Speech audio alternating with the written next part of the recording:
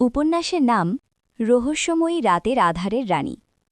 Violin দিয়ে মোহিত করে রেখেছিল পুরো একটা পুরুষ জাতিকে।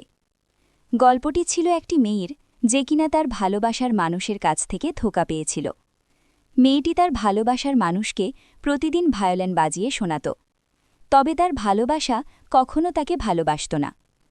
তবে মেয়েটির ভায়োলিন এতটাই মোহিত ছিল যে তার ভায়োলিন যেই একবার শুনত সেই তার প্রতি আকৃষ্ট হতো। ছেলেটিও তার মায়ায় পড়ে যায়, তাদের দুইজনের শারীরিক মেলামেশা হয়ে যায়। তবে পরদিন সকালে সে মেয়েটিকে বিছানায় রেখেই চলে যায়, কারণ ছেলেটার তার প্রতি কোনো ভালোবাসাই ছিল না। ছেলেটার নিজের সংসার ছিল, সে সেখানে চলে যায়।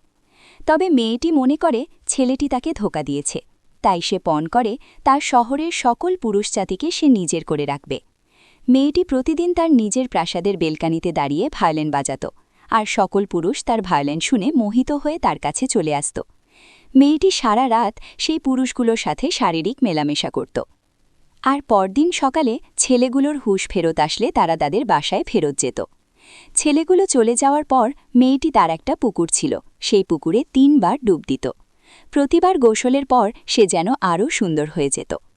তবে সে যেই পুরুষের সাথে মেলামেশা করত তারা কিছুদিনের মধ্যেই বুড়ো হয়ে যেত। এমন কাজ মেয়েটি প্রায় প্রতিদিনই করত।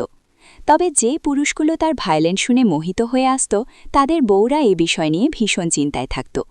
দীর্ঘ 100 বছর সে এমন করতে থাকে। প্রতিবার শারীরিক মেলামেশা করার পর মেয়েটির বয়স একদম আগের মতোই থাকত। তবে একদিন তাদের শহরে একটা ছেলে আসে, যে দেখতে খুবই সুদর্শন ছিল। মেয়েটি তার মহলের বারান্দা থেকে তাকে দেখতে পায়। মেয়েটি ছেলেটির সৌন্দর্য দেখে পাগল হয়ে যায়, আর মনে মনে ভাবে তাকে আমার পেতে হবে। মেয়েটি মনে করে সে রাতে ভায়োলিন বাজালেই তো সে চলে আসবে। মেয়েটি রাতে আবার ভায়োলিন বাজাতে শুরু করে। তখন সকল পুরুষেরা তার ভায়োলিন শুনে তার মহলে চলে আসে। মেয়েটি তাদের সবার মাঝে ছেলেটিকে খুঁজতে থাকে, তবে তাকে খুঁজে পায় না। চলবে। Comment part 2।